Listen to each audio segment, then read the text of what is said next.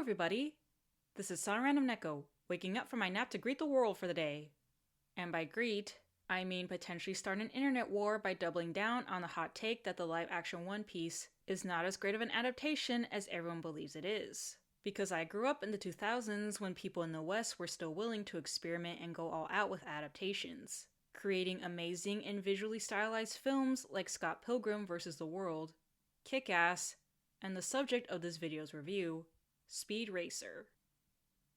Born into the family business of race cars, Speed Racer is a natural behind the wheel and determined to become the best driver in the world. His only real competition is the memory of the brother he idolized, the legendary Rex Racer, whose death left behind a tainted legacy Speed is driven to redeem. When he turns down a lucrative offer from Royalton Industries, he also uncovers a terrible secret. Some of the biggest races in the world are being fixed by powerful moguls who manipulate drivers to boost profits. With his family's business now threatened, Speed hopes to save it and bring integrity back to the sport he loves by participating in the same cross-country rally that took his brother's life, the Crucible. The story of Speed Racer is nothing too special, as it's a tale that's been told 1,000 different times in 1,000 different ways and 1,000 times better as well. However, the story is still fun and engaging, with the simplicity of its execution allowing its best qualities to shine through. In addition, the story is able to balance being serious and goofy at the same time because it doesn't take itself seriously, though not in the way you think. The characters definitely take everything seriously as they're part of the story, but the film doesn't force the audience to do the same. It leans into the strange and goofy with barely any suspension of disbelief needed, because they don't try to ground anything in real-world logic like so many modern live-action adaptations insist on doing, and instead make everything feel like a natural part of the film's world, which makes it easier to accept it all without much thought. And this is mainly due to the fact that the film really leans into the narrative technique of show don't tell, to the point where it would rather show than tell, even if telling is just as good as showing. And in the moments where it can't show without telling, the show and tell are well balanced, so it's not like the characters are explaining everything while it's happening on screen like you're some kind of idiot. The film also manages to jump back and forth and blend together the past, present, and future without mudding the timeline and confusing the audience, which is a pretty impressive feat to achieve. And I love how the world of Speed Racer truly feels international rather than only looking international, as it has a diverse range of racers and settings, with multiple commentators speaking multiple languages at each race, as opposed to only having the same two English speakers commentating for all of them. In addition, all of the characters were great and played by an amazing cast that put 110% effort into their performances no matter how small the role. There was also great chemistry amongst most of them, especially the Racer family, who are a tight-knit group that didn't need to be related by blood to want to love, protect, and support each other. In addition, Royalton is a great villain who gives a monologue about racing, money, and power. That's one of the best monologues I've ever heard in a film. And I love how well the film treats its supporting characters, allowing all of them their time to shine, with Trixie in particular being a great example, as she isn't just there to be eye candy or cheerleader or part of a will they won't they side plot, which the story thankfully didn't have, as Speed and Trixie are already dating.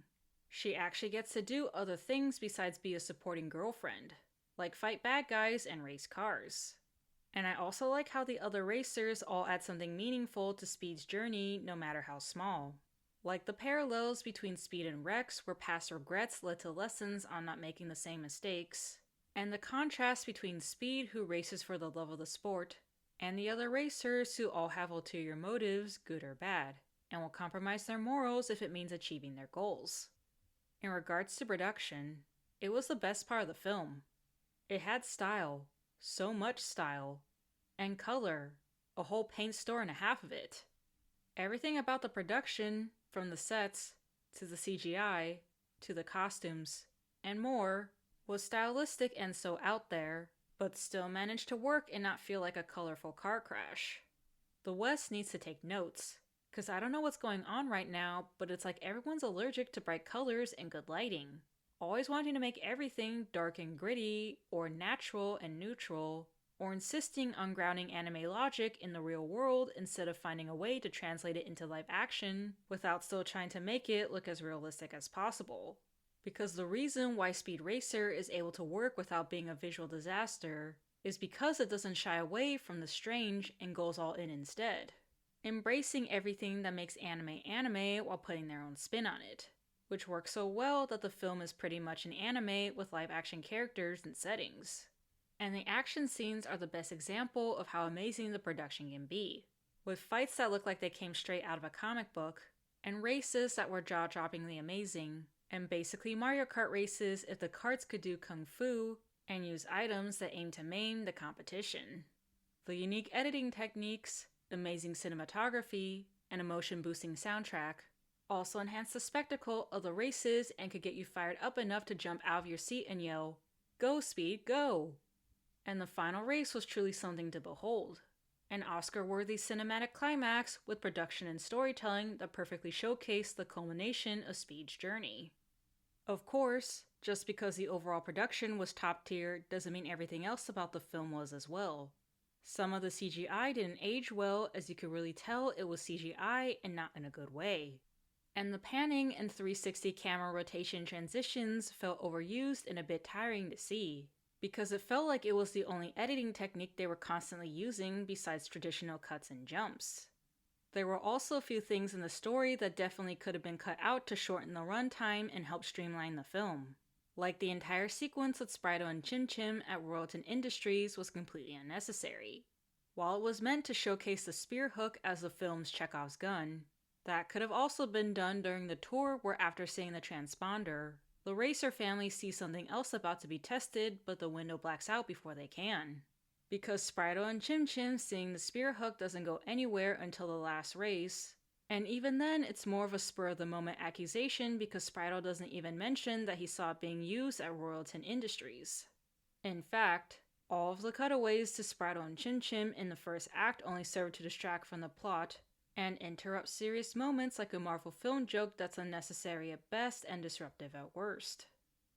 Overall, Speed Racer gets an A+. I wish I could give it the coveted S rank, but the positives of the film weren't quite able to cover for the negatives, like the dated CGI, overused editing techniques, and unnecessary scenes that disrupted the flow of the story, like the greatest monologue of the film being interrupted by a kid and a chimp high on sugar. Even still, it's a fun story filled with plenty of comedy and action to keep you engaged, while still being able to take itself seriously without forcing the audience to do the same as well. The world building was great as it truly felt international as opposed to only looking international, and all the characters were amazing with great chemistry amongst them all, especially with the Racer family, blood related and not. And even though the main character is Speed, everyone else still got a chance to shine. Like Pops undergoing his own character arc, Trixie getting to be more than a supporting love interest, and Royalton being an amazing cartoon villain with an equally amazing monologue. But the true standout of the film is the production, which was unique and stylistic in a way that's just not really seen with live-action adaptations nowadays.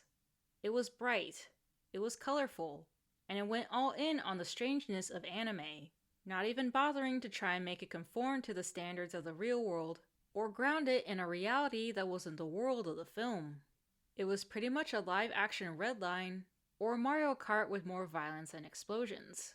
And just like Scott Pilgrim vs. the World felt like a graphic novel come to life, Speed Racer felt like an anime come to life. In fact, the overall production for Speed Racer should be part of the standard for how to make a Western live-action anime adaptation right, without changing the tone or muting the colors.